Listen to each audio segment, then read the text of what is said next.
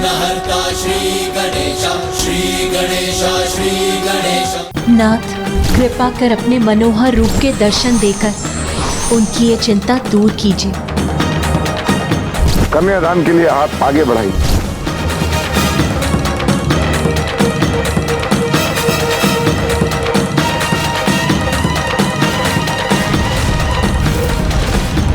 पिताश्री रुक क्यों गए? श्री हरिनारायण एवं देवर्षि नारद की योजना के अनुसार महादेव भस्म विभूत होकर एक अघोरी के रूप में बारात लेकर पहुँचे, जिन्हें देख माता मैना और शैलराज हिमावन चकित एवं दंग रह गए। किंतु इन सब के पीछे यदि एकमात्र आशय था तो वो बस इतना कि महादेव को अघोरी रूप में देख माता मैना और हिमावन शंका से भर जाएं और यही शंका उनके मोक्ष प्राप्ति का बाधा बने, जिससे कि संसार के समस्त ऋषि मुनियों को उनकी तप स्थली हिमालय से वंचित न होना पड़े। आज यहाँ कोई विवाह संपन्न नहीं होगा। तुम्हें उस अघोरी को त्यागना ही होगा पुत्री। माँ, महादेव निर्गुण है तो सगुण है, महादेव कुरूप है तो स्वरूप भी, किंतु महादेव के समस्त रूपों का वर्णन तो कोई भी नहीं कर सकता, क्योंकि उनके स्वरूपों का पूर्ण ज्ञान किसी को भी नहीं।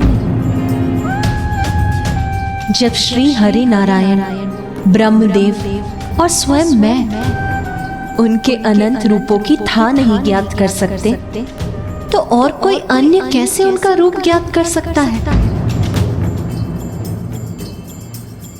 सत्य है, शिव तो अपने अनंत रूपों में सर्वत्र व्याप्त हैं और शक्ति उनकी पूरक है, यही सत्य है। समस्त संसार में जो कुछ भी घटित हो रहा है वो महादेव की ही लीला है। वो महादेव आपकी पुत्री के तप से प्रसन्न होकर हमारे द्वार पर उपस्थित है। इससे बड़े सुख की बात भला और क्या हो सकती है माँ?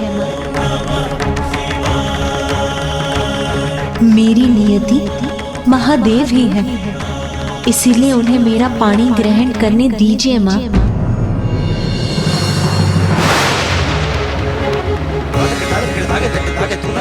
हमारी पुत्री उचित कहती है मैना, जो सभी के स्वामी हैं, जिनकी लीला अपरंपार है, उनकी इच्छा में हम बाधा कैसे उत्पन्न कर सकते हैं?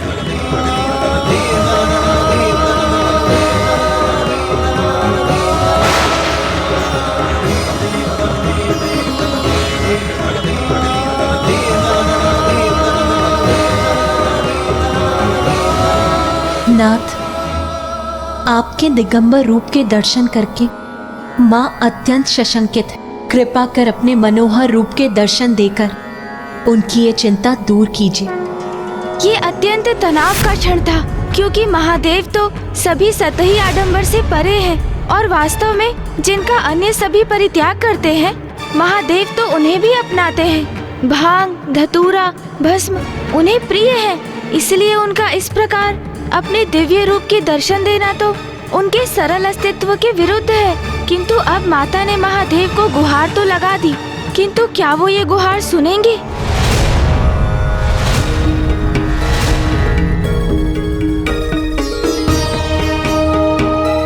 माँ, अब संकोच मत करिए और चलिए मेरे साथ।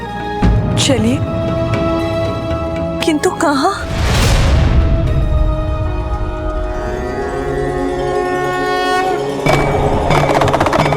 अब देखिए माँ,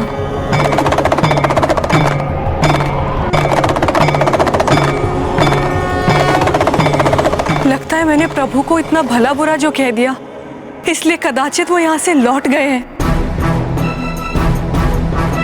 माता, आपको एक अद्भुत और दिव्य अनुभव होने जा रहा है, इसीलिए अब आप अपने नेत्र बंद कीजिए और उनका ध्यान कीजिए।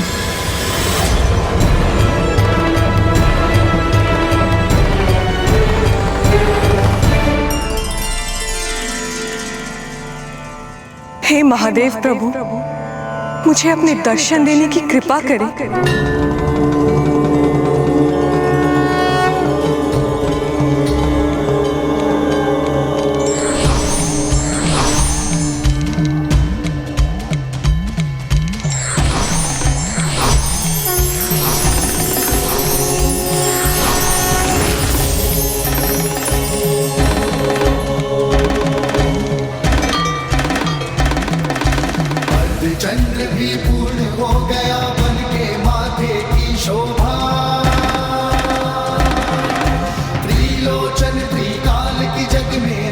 अलौकिक ये आभार, मंथन का विष पान किए और नीलकंठ कहलाए, जटा में धारण करके गंगा जल की प्यास बुझाए। ओम नमः शिवाय।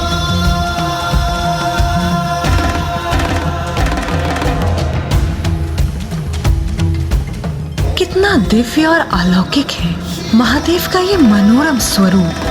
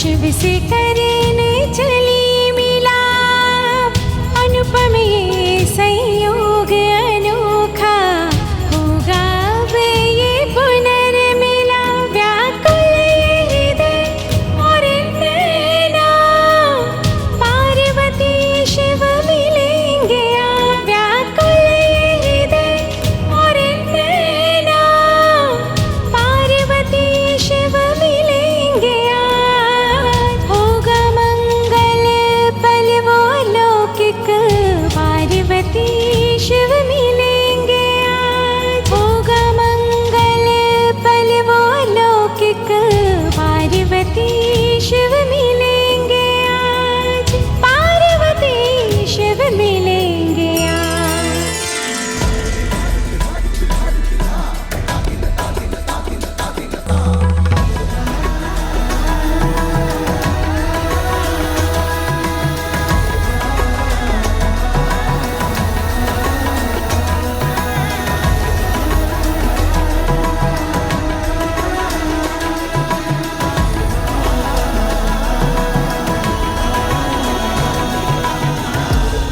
अंततः महादेव और माता पार्वती के विवाह का योग बन ही गया। तो अब तो सब कुशल था ना ब्राह्मण देवता? हाँ महाराज, माता मैना और महाराज हिमावन महादेव के मनोरम रूप के दर्शन कर शांत हो गए, किंतु महादेव के प्रति उनके हृदय में एक संदेह, एक संशय उत्पन्न हो चुका था। संशय तो ऐसा भाव है कि एक बार उत्पन्न हो जाए तो पूर्ण रूप से कभी नहीं मिटता।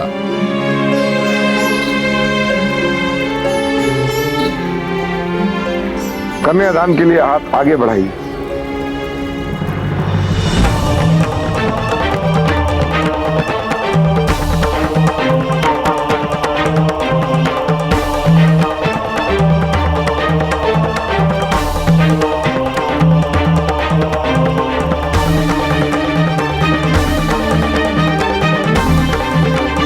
पिताश्री रुक क्यों गए?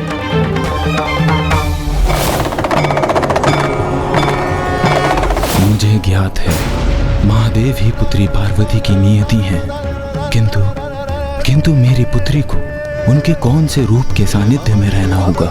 उस रूप में जिसमें उनका आगमन हुआ था, अन्यथा उस रूप में जो उन्होंने अभी धारण किया है।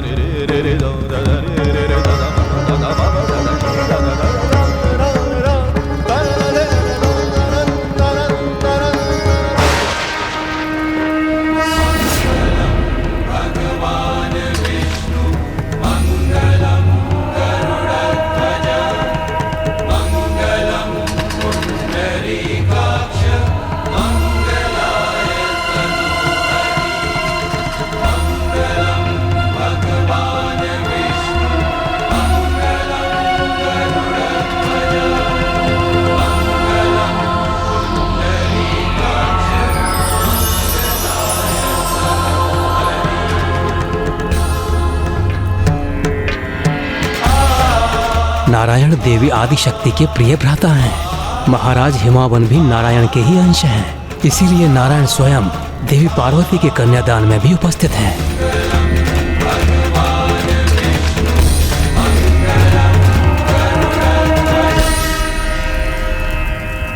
सुख दुःखानि सर्वाणि त्वया सह विभज्यते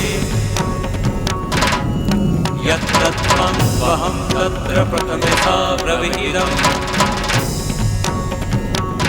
कुटुम्ब रक्षकार्यास्तामि अवानुरुद्धहदिदम् अस्मि नास्ति च सन्तुष्टा द्वितीयसा द्विहितम् रुद्रो भक्तिरता नित्यं सदैव प्रियभाषिणी भविष्यामि पदेच्चैव तृतीयसा ब्रवीमि आर्ते आर्ता भविष्योमि सुखदुःखा विभागिनी तवाज्ञा पालयाम्यामि कन्या भूर्यपदे।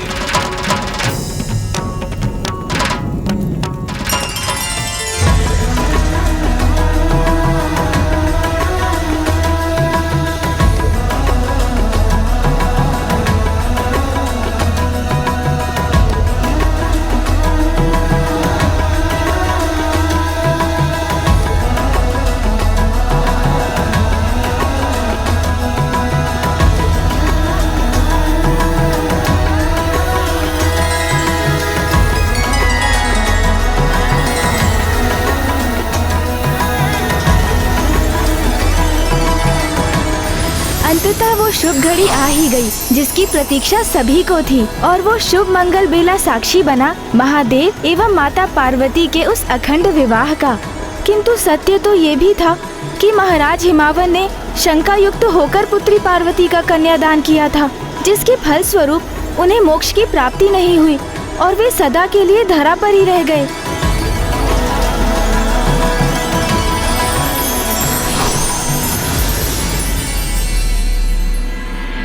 अपना मनोहर रूप धारण करने हेतु आपको अनेकों धन्यवाद।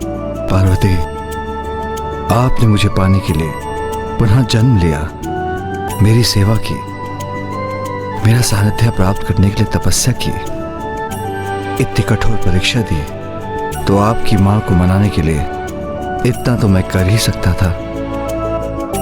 शिव की शक्ति है आप, आपके बिना मैं कुछ भी नहीं। अब मैं आपको अपने से विलग नहीं होने दूंगा।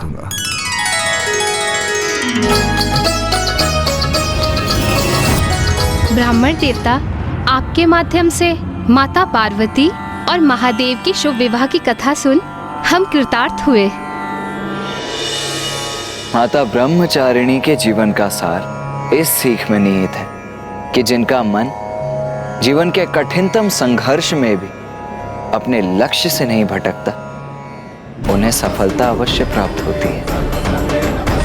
और माता ब्रह्मचारिणी की पूजा करने वाले भक्त जीवन के सभी सुख भोगते हुए मोक्ष प्राप्त करते हैं।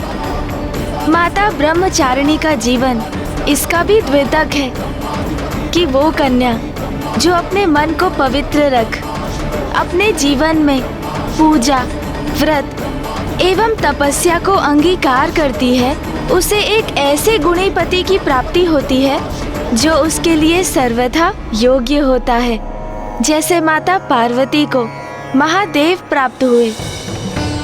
किंतु इसमें तो सौभाग्य दोनों का ही था। जहाँ एक ओर माता पार्वती को महादेव प्राप्त हुए, महादेव को भी तो माता आदिशक्ति का साथ प्राप्त हुआ।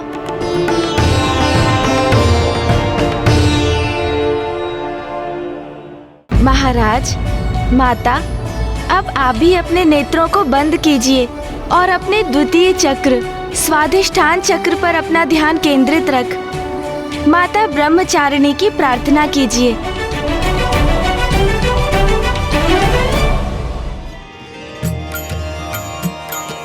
दधाना कर पद्माभ्यां क्षमाला कमंडलू देवी प्रसीदतु मयि ब्रह्मचारिण्यनुतं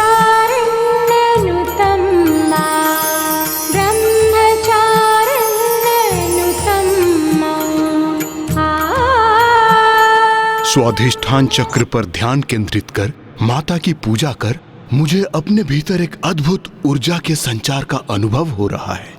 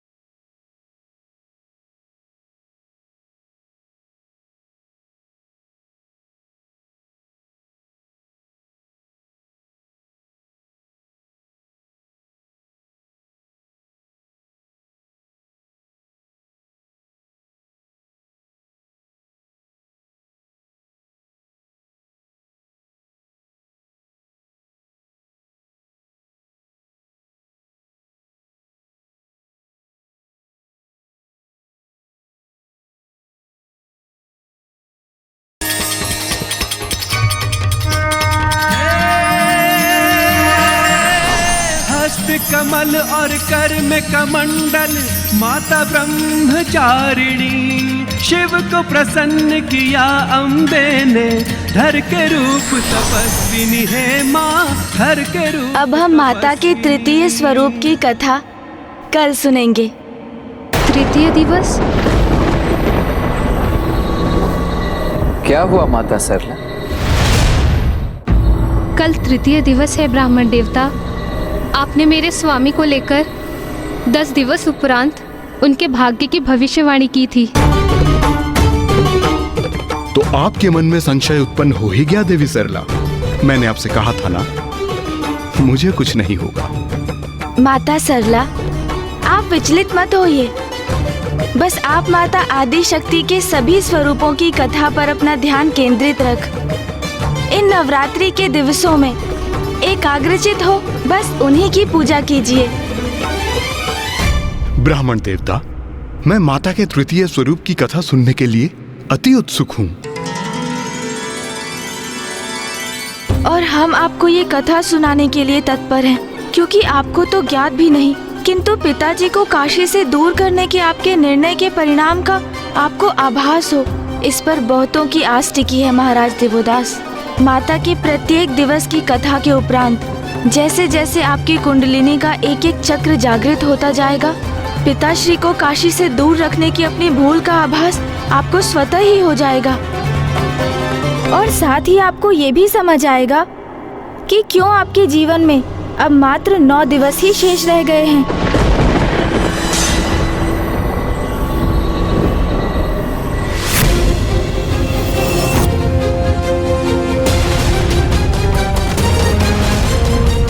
आदि शक्ति, मैं वेद माता आपसे गुहार लगाती हूँ कि कृपा कर वेद की रक्षा कीजिए। नारायण, ब्रह्मदेव, अब ऋषि जिज्ञासा के पास कुछ ही समय बाकी। यदि उनका देहांत हो गया तो हम सब पर ब्रह्म हत्या का पाप लग जाएगा। हमारी दुर्बलता और पीड़ा और भी बढ़ती जा रही है। आपको धैर्य रखना होगा इंद्रदेव।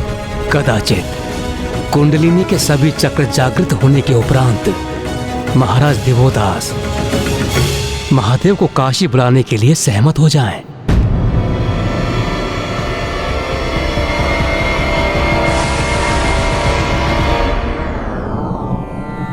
ब्राह्मण देवता, हम माता आदि शक्ति के तृतीय स्वरूप की कथा सुनने के लिए अति आतुर हैं। माता आदि शक्ति की तृतीय स्वरूप है माता चंद्रघंटा। माता चंद्रघंटा।